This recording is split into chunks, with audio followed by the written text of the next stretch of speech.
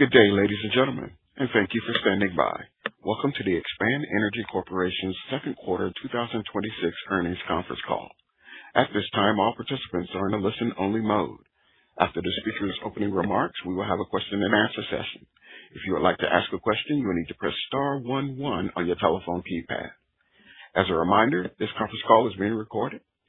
At this time, I would like to turn the conference over to Ms. Brittany Rayford. Ma'am, please begin. Thank you, Howard. Good morning, everyone, and thank you for joining our call today to discuss Expand Energy's 2026 second quarter financial and operating results. Hopefully, you've had a chance to review our press release and updated investor presentation that we posted to our website yesterday. During this morning's call, we will make forward-looking statements, which consist of statements that cannot be confirmed by reference to existing information, including statements regarding our beliefs, goals, expectations, forecasts, projections, and future performance, and the assumptions underlying such statements. Please note that there are a number of factors that will cause actual results to differ materially from our forward-looking statements, including the factors identified and discussed in our press release yesterday and on other SEC filings. Please recognize that, except as required by law, we undertake no duty to update any forward-looking statements, and you should not place undue reliance on such statements. We may also refer to some non-GAAP financial measures, which help facilitate comparisons across periods and with peers. For any non-GAAP measure, we use a reconciliation to the nearest corresponding GAAP measure that can be found on our website. With me on the call today are Mike Wisterich, Josh Viets, Marcel Tunison, and Dan Turco. Mike will give a brief overview of our results, and then we'll open up the line for Q&A. So with that, thank you again. I'll now turn over the conference to Mike. Thanks, Brittany. Good morning, and thank you for joining our call. It's now been 6 months since taking the role of interim CEO. I told you last quarter that I couldn't be more optimistic about the future of Expand. Today's quarterly results are a testament to why I was optimistic then and why my optimism today continues to grow. Let's talk about why. First, the Expand team has earned a well-deserved reputation for operational excellence and execution. This quarter was no exception. Our Southwest App team had a particularly good quarter. The team has consistently delivered tremendous operating results conducted with a safety-first mindset. Our employee and contractor safety is job number one. Second, we embrace that to be a great company, we need to be a disciplined allocator of capital. This year has been a clear reflection of that commitment. In the first quarter, our free cash flow surged as a result of high natural gas prices. We were able to capture this volatility and prudently chose to pay down $1.3 billion in gross debt. This was intentionally done to put us in a position to capitalize on times when commodity prices are soft. Prompt month natural gas prices dipped after the first quarter, and we were prepared to act decisively when our stock price dislocated from our mid-cycle price view of $3.50 to $4. As our peer companies focused on paying off low-interest debt, we repurchased $850 million, or 4% of our outstanding shares. This is a great example of how we allocate capital to generate superior returns through the cycle. Our board also sees the value of this type of thinking and has authorized an additional $1 billion for future buybacks so that we can continue to act decisively when market conditions dictate. Third, we believe an upstream company must replace and build its drilling inventory to be successful over the long term. Organic leasing, when done well, is the most accretive and effective way to extend inventory. This year, we have been active in each of our operating areas, adding high-quality locations that are either accretive to our near-term drilling plans or give us the ability to grow production when natural gas prices rise. We also believe in inorganic transactions. However, I will remind you our bar is high. Any transaction must do more than add scale. It must create long-term strategic value and position the company to become something stronger and more impactful over time. These opportunities are rare and must meet our non-negotiables. Fourth, we are positioning Expand for the long term as North America's leading integrated natural gas company. In February, I mentioned on our earnings call that we had a renewed focus on our marketing commercial efforts. We laid out a three-part framework. 1, facilitating and capturing new demand. 2, reaching premium markets. And 3, monetizing volatility. In the first quarter, we announced the LNG transaction with Delfin, extending our reach globally and advancing our goals on both capturing new demand and reaching premium markets. The team is hard at work on additional transactions. We look forward to sharing details as they're finalized. On Monday, we announced the purchase of Twin Eagle, which immediately accelerates our marketing commercial strategy and puts us in the driver's seat to reach premium markets and monetize volatility. Before I talk how Twin Eagle is a game changer for Expand, I would like to welcome the Twin Eagle employees to the Expand team. Jeremy Davis, CEO of Twin Eagle, and his team have built an incredible business and brand over the past 15 years plus. We believe this acquisition is a transformational opportunity to unite Expand's industry-leading diverse supply and financial strength with Twin Eagle's premier physical marketing platform, creating the leading integrated natural gas company.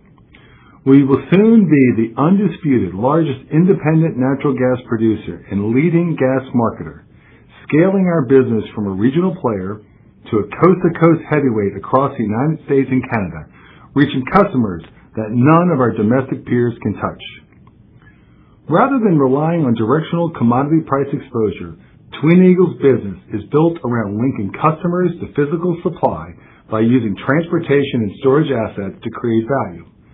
The model is unique, repeatable, and scalable. It is an origination and optimization company benefiting from customer relationships with an average retention rate of 90%. This provides Twin Eagle with lower earnings volatility on their base business while preserving the upside during supply disruption events. Simply put, this repeatability, which starts with deep customer relationships, is why they have been profitable every year since inception.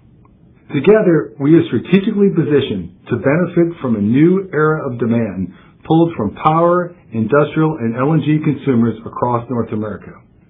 We will more effectively monetize regional volatility and reach high-value markets, providing us with a unique value creation opportunity that will differentiate us from our peers. We expect Twin Eagle will contribute more than $200 million of EBITDA in year one and grow to $350 million per year as we capture synergies over the next 2 years.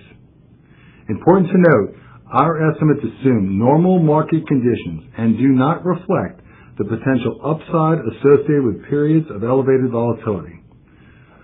With our confidence in this deal, we are raising our incremental marketing commercial free cash flow target to $750 million. We look forward to working with Jeremy and the entire Twin Eagle team to maximize the value of every molecule. Finally, before taking your questions, a quick update on the CEO search. We originally said that we expect the process to take 6 to 9 months. We're at the 6-month mark, and we will meet our goal. With that said, in the last earnings call, we told you that Expand team would not stop focusing on creating long-term value for our shareholders during the CEO's transition. I hope today you will see that we were serious. If there's one thing I have learned about the Expand team, it's that it plays to win. We attack our business with urgency, maintain our disciplined approach to value creation, and keep our promises. I could not be more impressed with the enthusiasm and professionalism of this team, nor optimistic for the company's future. With that, we welcome your questions. Operator, please open the line. Yes, sir. Ladies and gentlemen, if you have a question or comment at this time, please press *11 on your telephone keypad. If your question has been answered or you wish to remove yourself from the queue, simply press *11 again. Again, if you have a question or comment at this time, please press *11 on your telephone keypad. Please stand by while we compile the Q&A roster.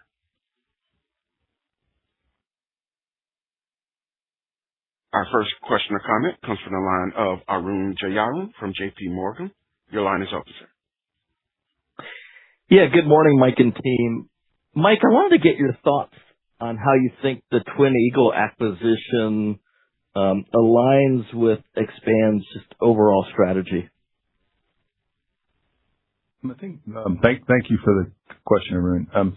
Overall, we said in my first call here in February that we were going to focus on our M&C business, and that focus has turned into integrated gas company, and that is the bigger vision on how to go customer back, because we think this is a demand pull future as opposed to a supply future. So if you think that's the number one goal is to get customers, Twin Eagle has that. It has over 1,000 customers. That business is based on those relationships. They've had them for 8 years, and so we know it's repeatable. So if you think about integrated gas supply, we believe that having a national footprint, 1,000 customers, Twin Eagle is a perfect fit for us. Great. And just my follow-up, Mike, just in terms of the broader landscape, one of your peers in the Appalachia Basin, which also has an integrated model, similar scale, has been able to ink several natural gas supply deals with utilities, power projects for data centers, etc. I want to get your thoughts on whether you view the Twin Eagle acquisition with your expanded transportation portfolio, customer intimacy. Do you view this as an enabler to get supply deals for Expand called over the line? I absolutely do think that. Of course, we have a large position in Appalachia. We will absolutely look for deals there as well. But what Twin Eagle gives us, it gives us the whole United States as our playground. There are utilities all over the country near population centers. We're building data centers. We don't think data centers will only be in the East. We think they'll be all over. Twin Eagle already has long relationships with utility companies. They will ultimately be the big winner here, in my opinion. And so the footprint is what will make us special. Great. Thank you. Thank you. Our next question or comment comes from the line of Josh Silverstein from UBS. Mr. Silverstein, your line is now open. Hey, thanks. Good morning, everybody. Just a question on capital allocation between the balance sheet and shareholder returns. You clearly bought back a significant amount of stock and just authorized another $1 billion buyback. But now you're buying Twin Eagle with the balance sheet and cash on hand. So how do you flex between the two going forward? Hi. Good morning, George. Marcel here, taking your question there. So when you think of the overall capital allocation framework, right, our number one priority is to reinvest in our ongoing business, keep that engine going. So that's our D&C capital. Our second priority is dividend. We have a good and healthy dividend, so we continue to pay that. The third priority is our balance sheet, and we've made great strides in that in Q1, and that kind of allowed us to have some flexibility as we went into the second quarter, as Mike talked about. And then the remaining cash will allocate to the highest kind of returning, kind of opportunity that we have, and that could include buying back our own stock that is competing with other opportunities that we have. Specifically to the money spent on Twin Eagle, it is a big amount, but for our company, we can absorb this within the facilities we have. We have ample liquidity. So I expect that over the next quarter, we can do both balance sheet and looking at other opportunities to, that make good returns for shareholders as well. Got it. And then, maybe sticking on the cash flow statement, the CapEx trajectory was, obviously you've been elevated this quarter. The 3Q guide was higher versus expectations. Can you just talk about the trajectory of this, maybe into what's implied for the fourth quarter, and how much of it was service inflation versus just a good opportunity to step up the leasing efforts, because it looks like you added a lot in the Haynesville and Appalachia? Yeah. Good morning, Josh. We would expect the capital will tail off as we go through the second half of the year. The first thing I would just note is that we do have a little bit less D&C activity in the second half of the year, primarily across our Appalachia business. On the second quarter specifically, we continue to find great opportunities to go out and add organic leases. This is, of course, we're able to go leverage our operational and subsurface expertise, identify opportunities to get in early at a lower cost, which simply preserves our ability to generate premium returns off of that acreage in the long run. In addition, we like the acreage that we're getting because it's also providing real growth optionality for us as a company, as we're looking at a pretty significant demand growth as we exit the decade. There has been an element of realized inflation in the second quarter, and so just depending on where we see crude prices go, that will impact what we pay for fuel, and so that's all accounted for within our full year guide. The fourth quarter as a whole, also, I would just note that you do tend to see leasing activity ramp down in the fourth quarter.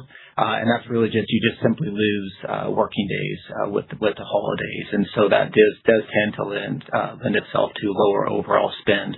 But I would just note that we want to continue to be opportunistic. Financially, we're strong enough to be active out acquiring organic leases. We think it's a fantastic investment for the company, and if we continue to find these new opportunities, that would end up pushing us towards the higher end of our capital range for the full year.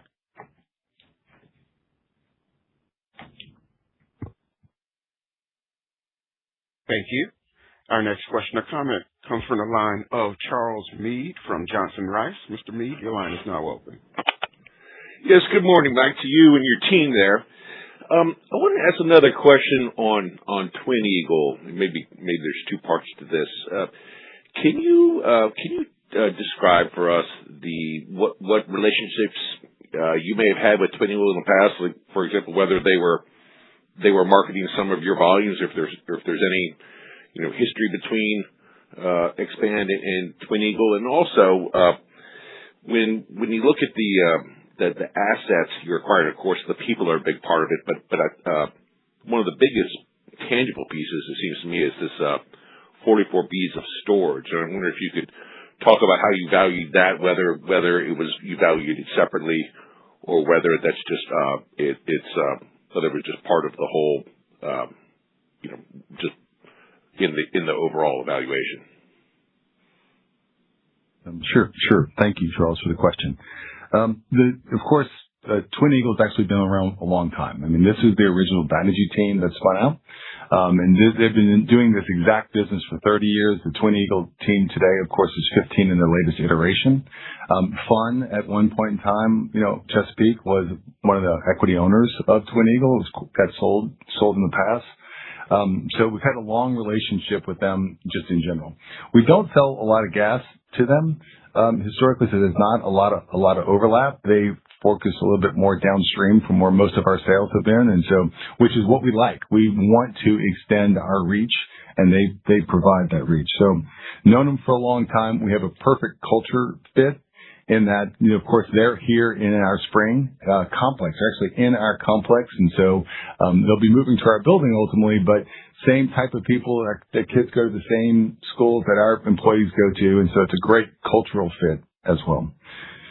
Storage specifically, we thought about storage as how do they achieve their returns, not specifically the storage assets themselves. It's how did that translate into earnings and their ability to have repeat earnings. And that's the same way we looked at their FT and their AMA. It's like, what do they do with it more than exactly that specific asset? Yeah, that is great detail. Thank you, Mike. And then my follow-up is perhaps for Josh. The 33,000 acres that you guys picked up, I think it was in Sabine in Natchitoches Parish in Louisiana in the Natchitoches Fault Zone. Can you talk about what you're seeing differently or what you're doing differently that now makes that acreage prospective for you, where presumably, since it was sitting there unleased and open, it wasn't prospective for you or other Haynesville players, so far? Yeah. Hey, Charles. Thanks for the question. I think this really just comes down to, you think about the Southwestern merger, us, being in a position to deliver a tremendous amount of synergies through, this continued operational excellence. I think we continue to establish ourselves in the Haynesville as the best operator in these deep, high-pressure gas wells. And that's exactly what we find in this NFZ, what we refer to as the NFZ extension. We are stepping down deeper into the Haynesville and Bossier. You end up moving down another 2,000 feet in true vertical depth. But we are made to go operate and develop these deep, complex, high-pressure reservoirs. We also just have a ton of subsurface information that we've built up over the last decade and a half of operating the basin. And so that just puts us in a technical and operational advantage to get into these plays early, before others are fully valuing it, and go in this case, acquiring over 100 locations at less than $500,000 a location. And so we feel really great about this position that we're building. Our goal is to always look at rock in a way that maybe today it looks like tier 2, and we're going to go make it tier 1, and we see that same type of upside with this opportunity here. Great, thank you, Josh. Thank you. Our next question or comment comes from the line of Matthew Portillo from TPH. Mr. Portillo, your line is now open. Good morning, all. I just wanted to start out on the Gulf Coast, specifically hearing more from the industry around Southeast demand from utilities and the interplay between that demand pull and the startup of LNG facilities. That's really starting to create an interesting dynamic. So I'm curious if you might be able to comment on how y'all are seeing the marketing opportunity set evolve as it relates to utilities. Does this potentially down the road between utilities and LNG create a premium market strategy for you all in terms of pricing or the ability to lay off FT? Just hoping you could give us an update on how the market is evolving around the Haynesville, given that you are the largest producer. Hey, good morning, Matt. This is Dan. So we remain very constructive around demand. We put a page together, I believe it's on page 15 of our deck, looking at demand. And this is really a historic wave of structural demand that's coming at us. You hit many aspects there, power, industrial, LNG. On the power side, we tend to be more conservative than others, but still significant demand, and really electrification is growing. Data centers is a big story, but there's also microgrid solutions and just balancing of markets. This is evidenced in the last few weeks. We've seen record demand prints for the U.S. We hit an all-time high a couple of weeks ago of 101 terawatts. So this is growing and real. Again, we are kind of on this conservative side.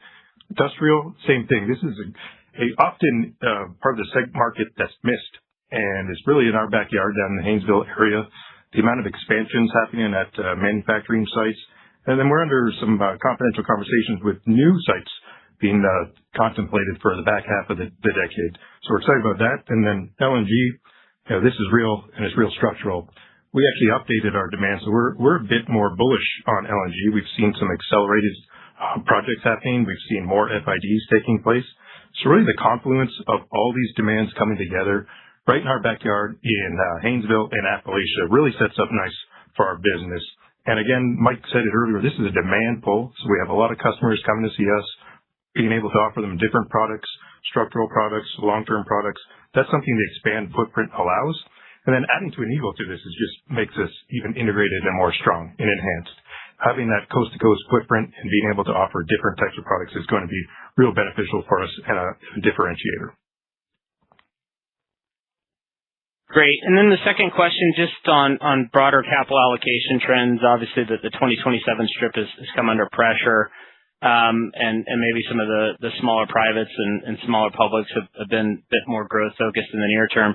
Just curious, given how large your footprint is across the U.S., being the largest gas producer kind of across the U.S., and as you guys think about capital allocation, if the market does require growth from expand down the road, is it still fair to think about with the slide you guys lay out on slide 6, that probably need to see something in the $3.75 to $4 mid-cycle case for growth to return from a larger producer like yourself? Yeah, the view on mid-cycle prices is absolutely driving how we think about capital allocation back into our business. We think the $3.50 to $4 range still fits. We think that's the prices that will be required to balance the market ultimately. And so as we think about, heading in towards the end of the decade where you start to see, larger demand growth, Dan just referenced, specifically the LNG power and industrial demand growth that we see. And so if we start to adjust up that view on mid-cycle price, this business is positioned to grow. And it's not just in the depth of our inventory, but it's also the access to infrastructure that the company maintains, specifically across the Haynesville asset. We've talked about the NFC extension earlier. That's adding locations that creates a real growth option with unconstrained infrastructure. We have our East Texas position that we're building. We are well positioned, especially where we sit on the cost curve, to be out in front. And if, again, the supply-demand fundamentals support it, we are in a position to go grow. Thank you. Thank you. Our next question or comment comes from the line of Doug Leggett from Wolfe Research. Mr. Leggett, your line is now open. Oh, thank you. Good morning, everybody. Thanks for having me on. Guys, I've got two questions, if I may. I'm looking at, I think it's, I'm looking at slide number 7, which is the drilling efficiency, the improvement, obviously pretty impressive. But my question is, at some point, should we expect the improved capital efficiency, if you like, to translate to a lower CapEx number? Because it seems that you're doing, you've got the capacity to do more with less, if you like, given that you haven't changed your production guidance. That's my first. My second one is a follow-up, if you don't mind, on Twin Eagle. The $200 million, obviously, and the synergies, you guys have got a track record, forgive me for this, of being somewhat conservative on your synergies. So I'm curious how you would frame the risk of delivering the 250, and I'm excluding the extra 100 because you already had 500 in your own numbers. And I guess my point is, what's the trajectory and what's the impact on your break even? Thanks. Yeah. Hey, good morning, Doug. This is Josh. I'll take the first part of your question. And I think really what you're getting at is, is there an expectation that our maintenance CapEx adjust, given the, some deficiencies that we're seeing? I think at a corporate level, we still see our maintenance CapEx, kind of X, growth leasehold and growth D&C spend in the East Texas position, still sitting around, that, 2.8 level. There has been some headwinds on the CapEx front, just primarily through higher fuel costs in the year. So that will, serve as a bit of an offset, to the efficiency gains. But, I think we continue to unlock ways in which we improve our capital efficiency. Of course, the great execution results that we've seen in Southwest Appalachia is one example.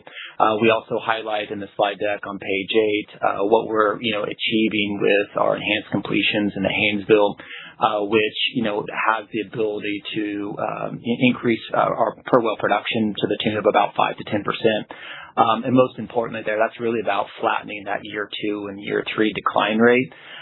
So those things will ultimately translate, into our 2027 maintenance capital level. So I do expect as we head into next year on a maintenance capex level that, we do see some modest improvements year over year. Good. Hey, Doug, and let me pick up on your second question. So the first bit was on the $200 million of acquired EBITDA of Twin Eagle, right? So that's kind of what we called our base EBITDA or their base EBITDA, and they've been consistently delivering that over the last couple of years in a low volatility kind of part of the market. When there's volatility, that number could be 1.5 to 2x of that particular number. So, but we have kind of guided to the normal volatility type of range. To the $150 million of synergies, I think you're right. We have a track record of over-delivering and being conservative of that.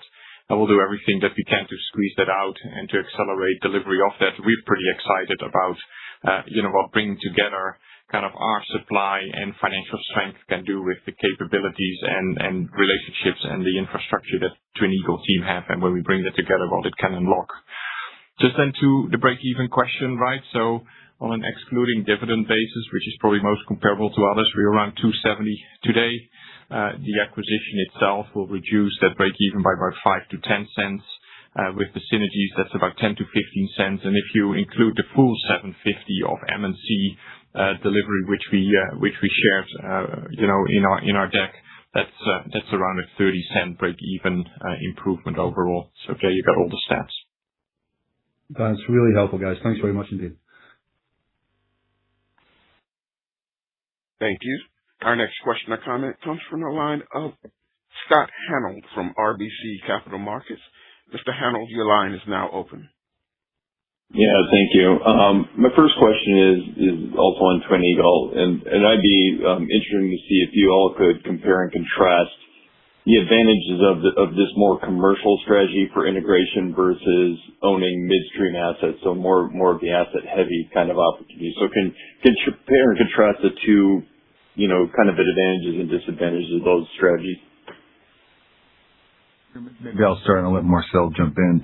Generally we consider this a capital light opportunity. So we are reaching premium markets in a bigger footprint for a lot less money up front. That generally goes to superior returns. That was part of the thesis of why we wanted to do this particular transaction. After that, it doesn't mean we won't do things like NG3, which is, hey, if we can do midstream deals and partnerships that help us get our gas to better markets, and we'll use Twin Eagle to go and market around that, we would do those types of things. Being a midstream company is not what we are. We're not a midstream company. We're not trying to be a midstream company. We think there are a lot of great ones out there. Williams does a great job. Kinder Morgan does a great job. And so that's a hard place for us to compete. We prefer to compete on the customer basis and upstream basis. But if we have opportunities to unlock our gas to go further and increase our prices, we're going to do that. Anything to add? Okay. Thanks for that. And my follow-up is just on the Western Haynesville, can you give us a sense of, what you've seen from, the first well so far and on the cost side? And, at some point in time, do you think this can compete with the greater portfolio? Yeah, hey Scott, Josh here. We've been really pleased with what we've seen, both from an execution and early productivity in the Western Haynesville. It's incredibly complex. It's deep. You're over 17,000 feet deep there, and so costs are high. We absolutely see line of sight through improved drilling techniques, better completion designs, not just to drive down cost over time, but also to further enhance well productivity. That play for us, I would just note, is truly considered exploratory in nature. There are still a lot of things that we have to learn, but what we love about it is the upside of growth that it provides for the company. We do have a ways to go, I would say, to further appraise it. We just finished drilling our second well in the play in the second quarter. That was just a vertical test well to further delineate the reservoir. Pleased with what we've seen there, and we'll drill a third well later in the year. The first well is on production. That data is now in the public domain. Been pretty pleased with productivity, high pressures. And so it does have the making, but again, this is something for us that we put in the appraisal stage, and we really have that luxury simply because of the depth of inventory that we have across our Louisiana position. Over 2,000 locations, roughly 20 years of inventory, and the fact that we own 75% of all Tier 1 inventory really puts us in a position of strength and simply not as dependent upon the Western Haynesville. But again, I would just note this creates a great growth option for the company as we head into the back end of the decade. Thank you. Thank you. Our next question or comment comes from the line of John Freeman from Raymond James. Mr. Freeman, your line is open. Thank you. Good morning. I wanted to follow up, Josh, on some of your comments on the Haynesville, where you talked about the success that y'all have had on the enhanced completions, which y'all show in the slide deck. And if maybe you can just sort of elaborate a little bit, as I believe those the one trade-off is you do have a little bit longer cycle times, which might push some of those Haynesville tills into next year. But if you can just sort of elaborate on that dynamic. Yeah, sure. We've really put ourselves in a competitive advantage in the Haynesville. For one, just the scale gives us, additional opportunities to go out and how we source certain components of the supply chain. As an example, our procurement of sand, it comes at roughly a third of the cost of where our competitors are. And that's really one of the items that's unlocking this, greater well performance. We can simply pump, larger, more complex completions, and that's what's ultimately delivering the increased production, but most importantly, improvement in returns and lower break evens. Specifically, on your point on the cycle times, with the bigger fracs, that leads to longer pump times, longer drill out periods, and so the knock-on impact is it does start pushing out some of our tills. We'll end up with, roughly 10 fewer tills in the year than what we anticipated. There's opportunities to go, accelerate those, but the current environment, really, isn't necessarily needing that incremental gas. So we're happy to allow these turn-in lines to float into 2027. Great. And then just my follow-up question, just sticking with the Haynesville, can you discuss or what's kind of being evaluated with the Gen X testing that's underway? It looks like the initial results are promising, but just remind us kind of what you're testing there. Yeah, sure. One of the things about the Haynesville is you end up producing roughly 70% of the EUR in the first couple of years of production. And so, what we're trying to unlock is to, create a structural change in how we drain the reservoir and therefore how those longer term decline rates show up. We simply want to access more of the reservoir from a common wellbore. And so we are experimenting with some various completion techniques that allows us to enhance that stimulated rock volume with the goal of increasing EURs, which we believe ultimately will lead to better returns in the asset, lower reinvestment rates, and lower break-evens. And so, we've been pleased with what we've seen to date. It's a little bit too early for us to talk about it. We think there's a real competitive advantage with what we're doing. And so we'll, hopefully be in a position to talk about that in the year to come. Great. Thanks, Josh. Thank you. Our next question or comment comes from the line of Neil Mehta from Goldman Sachs. Mr. Mehta, your line is now open. Yeah, good morning, Mike, Marcel team. Mike, thanks for the color around the CEO process. Maybe you can unpack that a little bit more for us. It sounds like, you said 6 to 9 months. We're 6 months in, and it'll get done by by 9 months. So at this point, you probably have some visibility. Mike, maybe you talk a little bit about characteristics that the board's looking for. Are you happy with how the process is progressing, and any updates you want to provide to the market? Sure. Process is progressing well. We're definitely in the back third of this, which is why I'm confident, we'll meet our goals. The person that we're looking for is someone who has a long career in energy. We've talked about how it won't be someone from the outside of the industry. Person will have, success on their resume that we hope to capture and bring to our company. They'll have to believe in the integrated gas story model that we've been working on. I mean, I don't think that's very controversial in what we're trying to do. And so that person will like that and have an opportunity to make that even better. But look, this company is not made on one person. It's made on a team. And I think we spend just as much time working on our team. If you think about the last 6 months, of course, we have Marcel here, who's been an amazing addition to the team as the CFO. We've also had Chief Risk Officer. We've had now we have a CHRO with us today, and then we've done other stuff that is actually super helpful to the team. This last 6 months, we've rebuilt our business development team in Houston, Texas. Why is that important? You do not have Twin Eagle without building a phenomenal team to work it. And so that is something of the benefits that we talked about, why we're going to move from Oklahoma City. That team has really outkicked the goal in this one. So it's about team first, because there's no perfect CEO, but the CEO they'll definitely have success, and they'll definitely be in energy. Thanks, Mike. And one of the things I took away from the slide is, growing confidence around the southwest part of the Appalachia business, and just talk about, as you think about where you want to be deploying dollars, Haynesville versus the Northeast versus Southwest. Is Southwest continuing to move up the pecking order, and if so, why? Yeah, credit to the team again, for the work that we've been doing in Southwest App. But, I think it's worth just noting, if you go back to the integration of Chesapeake and Southwestern, really it was the Haynesville, was the focus of that integration. And of course, we, delivered a tremendous amount of synergies, from that asset. But one of the advantages that we have as a company is that being multi-basin, running large development programs, we will drill roughly 200 wells a year. We have plenty of opportunities to, test new tools, equipment, designs, and then go export those rapidly across the other business units. And that's exactly what we've seen happen in Southwest Appalachia, just leveraging all the learnings that we've been able to put in place from across the company.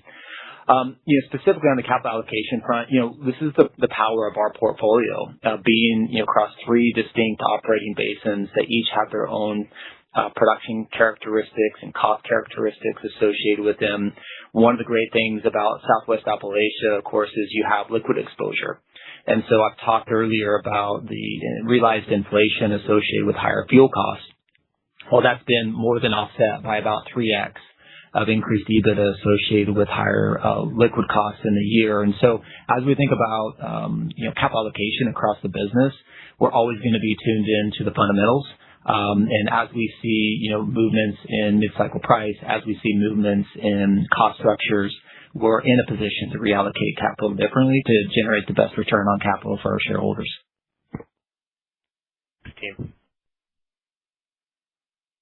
Thank you. Our next question or comment comes from the line of Kevin McCurdy from Pickering Energy Partners. The line is open, sir. Hey, good morning. I wanted to dive into the EBITDA forecast for Twin Eagle a little bit more and how you arrived at that estimate. When you forecast that $200 million a year, is that driven by kind of historical EBITDA, the storage and transport spreads, or is the value really in the origination agreements? And then maybe you could add on what kind of variability you anticipate on that EBITDA number for a good year and a bad year. Okay. Thanks for the question, Kevin. So the $200 million is what we've seen quite ratably over the last couple of years, and we have used that as the basis, right? It's a ratable business, so we use it as a basis looking forward as well. And a bit earlier, I talked about this is in kind of normal volatility year. When there's high volatility events, there's upsides to this particular number, about 1.5 to 2x. You should think about when there's more volatility. So that's the basis. The business, yes, it starts with origination from the customer contracts back into the infrastructure and then back into supply. But where the real value is driven off is optimizing the logistics of this business. And the Twin Eagle team is really good at that. And that's what drives most of the value in that business. Mike already mentioned that earlier, and we shared that there's over 1,300 customers within the Twin Eagle book. There are many support agreements, both supply as well as infrastructure, that support all of that. And it has been quite repeatable, and the team has proven it by being profitable every single year for the last 15 years, right? And especially that $200 million number has been the underlying base for the last couple of years, and we feel comfortable with that. And then I talked a bit about the kind of the upside or the synergies that we can deliver when we integrate that. And I think on the Twin Eagle side, particularly, our financial strength as well as our long-term supply allows them to add, a customer base that they have so far not been able to kind of touch, the longer duration type of agreements that they can do. And then, to the expand portfolio, the Twin Eagle capability, their customer relationships, their access to, kind of coast to coast and into Canada will really help to unlock value from the 9 Bs a day or so that we are moving today. So that's the way that this deal, you should expect the deal to work. Great. Appreciate that answer. And maybe as a follow-up, I wanted to ask about the production cadence. It looks like 3Q guidance is kind of flattish, but the implied 4Q is higher. So I just wanted to confirm your intentions to kind of ramp into 4Q. And if so, is that really the new run rate, or is that just maybe a run rate for the winter months? Yeah, Kevin. So we do anticipate at this point in time to have a modest ramp of volume into the fourth quarter. This is showing up primarily across our Appalachia business units, where we would anticipate winter-driven demand to start to tighten basis. And so we think growing production into that demand pool makes a lot of sense for the company. Now, I will say that, if we start to see demand soften, weather's not showing up, I think we do reserve the right. We've proven over time to be active managers of production. That's both with curtailments through shoulder seasons as well as how we think about our turn-in-line schedule. So we do expect to be up over 7.6 BCF a day in the fourth quarter, but we give a range for a reason, and that's because we want to maintain flexible with how we deliver volumes and best align those volumes with price. Now, as we think about that run rate coming out of the year, right now, again, our business is built around delivering that 7.5 BCF a day, and you will see us move above and below that, of course, across the year, again, trying to best align our production with price. I appreciate that. Thank you. Thank you. Our next question or comment comes from the line of Gabe Daoud from Truist. Your line is now open. Hey, thanks. Morning, Mike and Marcel and everyone. Maybe just a quick one for me on Twin Eagle, maybe a question for Marcel. On the $200 million in EBITDA, maybe more of an accounting question, but how should we think about that showing up in Expand's P&L over time? Is that all just kind of dump into the marketing line, or would that impact Expand Upstream realizations over time? Yeah, we expect it to show up in accounting in 3 different lines, and we'll work out the details and provide some more clarity kind of as we kind of complete the deal and into the next year, right? So the first line, you would see it in realizations. Clearly, it's integrated to our business. The second line is marketing, as you do. And then the third line in derivatives, we also expect to see some of that. We're working now to plan our integration, as well as completion of the transaction. And once we get to that point, we'll be able to help you guide into 2027 as well. Okay.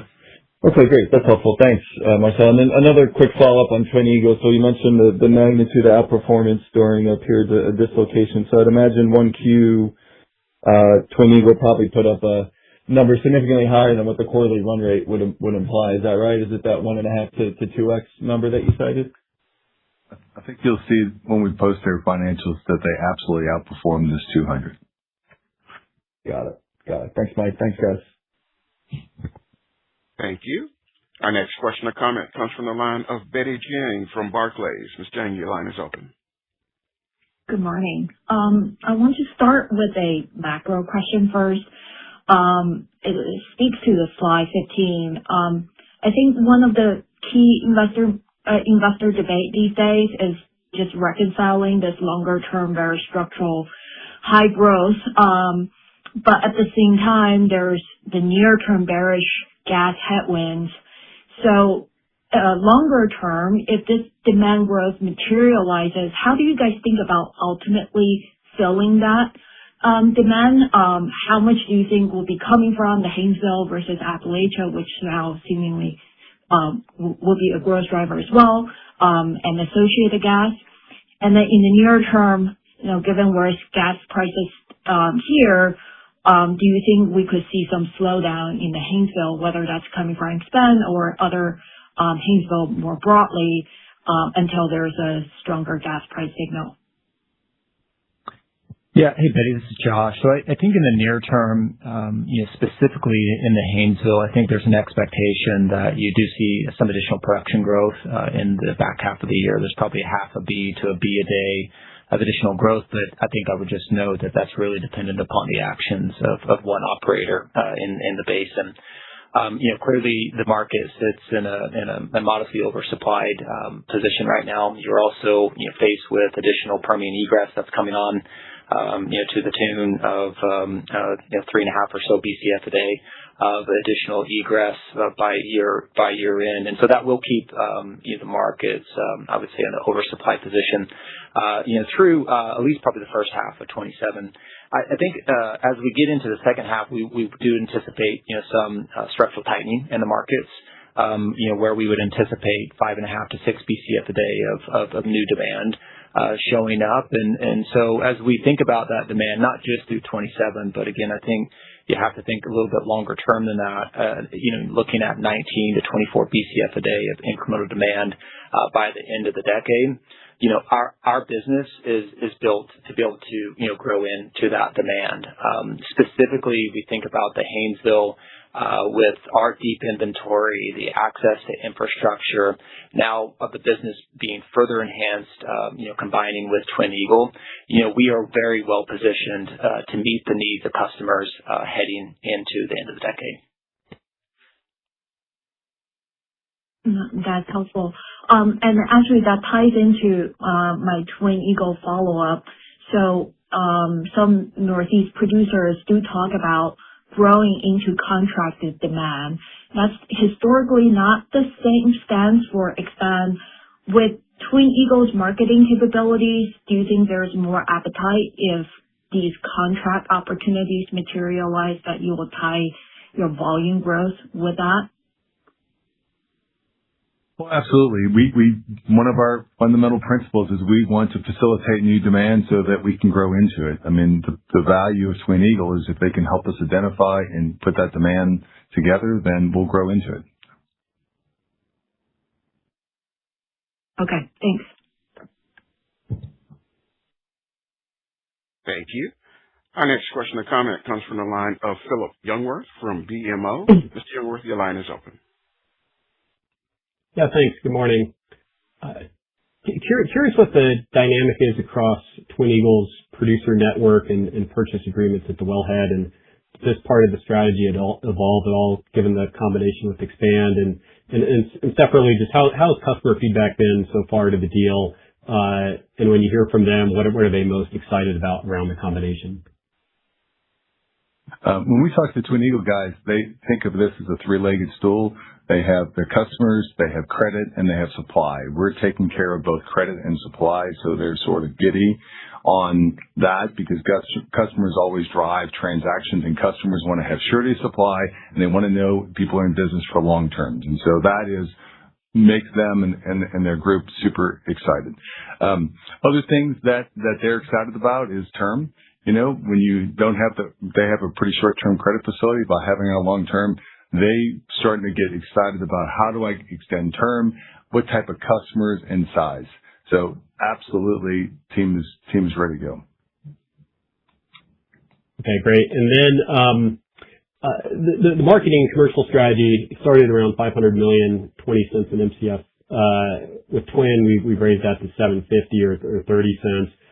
Is there any reason you wouldn't look to keep pushing this higher, even if it requires additional inorganic investment? Yeah, no, we'll continue to push that higher and look for opportunities, right? So the way that we have now structured that, our original 500, about half of that we were expecting to come from new demand, so primarily LNG, and the rest of our kind of premium demand markets as well as volatility management.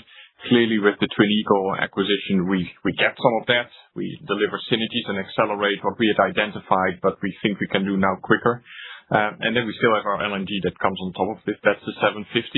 And as Mike started, kind of saying, if we want to, we are the leading integrated gas company, and so we continue to push into that customer end and see where we can identify more value on that side. And we'll prefer to do that capital light as we have already said. Thank you.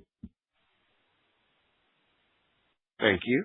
Our next question or comment comes from the line of Michael Scialla from Stephens. Mr. Scialla, your line is open. Hey, good morning. Your leasing, you mentioned, came in higher than expected. Just want to see what the opportunity set looks like there going forward. And if you maintain the pace of leasing activity that you had in the first half, is it fair to assume that you might be pushing toward the high end of your CapEx guidance for the year? Yeah. Hey, Mike. Yeah, Q2 was definitely, I think, a highlight for us. I think we've been working very, very hard to bring forward some interesting opportunities for the company. Case in point, the 3,000 acres that we acquired in the core of Bradford County. That's something we've been working for well over 2 years to bring to fruition. So we have a very capable and active land organization working in concert with the subsurface teams to turn up new opportunities. And so we do remain heavily focused on identifying new opportunities. They're simply hard to predict. And so, we do anticipate, across the second half of the year that spending will wind down a little bit, but if there's good opportunities, the company is well positioned financially to go action these accretive transactions. Gotcha. And Mike, last quarter you said on the marketing side you thought you could stack a lot of singles and doubles together, and you didn't really need to do a large deal, but you did one obviously with Twin Eagle here. How did those opportunities change now? Are they still part of the plan, or do those go away with the Twin Eagle deal? No, we're still chasing those transactions. We'll end up stacking those singles and doubles, and that will continue. We'll just have a bigger footprint to put them across. And so you'll see us have plenty of activity in both sort of our original strategy as well as Twin Eagle strategy. Very good. Thank you. Thank you. Our next question or comment comes from the line of John Annis from Texas Capital. Mr. Annis, your line is now open. Good morning, all, and thanks for taking my questions. For my first one, with pro forma storage increasing to 49 BCF, how much of that capacity is currently committed to existing customer arrangements versus available for optimization? And is the opportunity more about seasonal spreads, physical reliability, or creating structured products for customers? Well, sure. So we're not prepared to disclose, exactly the customer relationships we have in storage. We think about it more holistically, and when we back up, we'd like to think about margin across the value chain, particularly around seasonal opportunities. Of course, they add gas in low price environments, and then in the winter they take it out. So you should think about like this cycle. Right. So. It makes sense. And then maybe taking a step back, does the expanded marketing and storage platform increase the value of maintaining spare productive capacity in the upstream business? I guess in other words, does the integrated platform make you more willing to build productive capacity, curtail or grow production depending on market signals than you were on a standalone basis? Yeah, John, we actually love that concept. Of course, we've been, proponents of, actively managing production. And I think as we get closer to customers, have better insights on supply and demand trends, that just puts us in a stronger position to actively manage production, both up and down. Thanks, guys. Thank you. Ladies and gentlemen, this concludes our Q&A session. At this time, I would like to turn the conference back over to Mr. Mike Wichterich for any closing remarks. Thank you, everyone, for joining our call. We're excited about this transaction, and we're excited about our team that we're building here. We expect to have a big quarter next quarter, so please stay tuned. Thank you for your time. Ladies and gentlemen, thank you for participating in today's conference. This concludes the program. You may now disconnect. Everyone, have a wonderful day.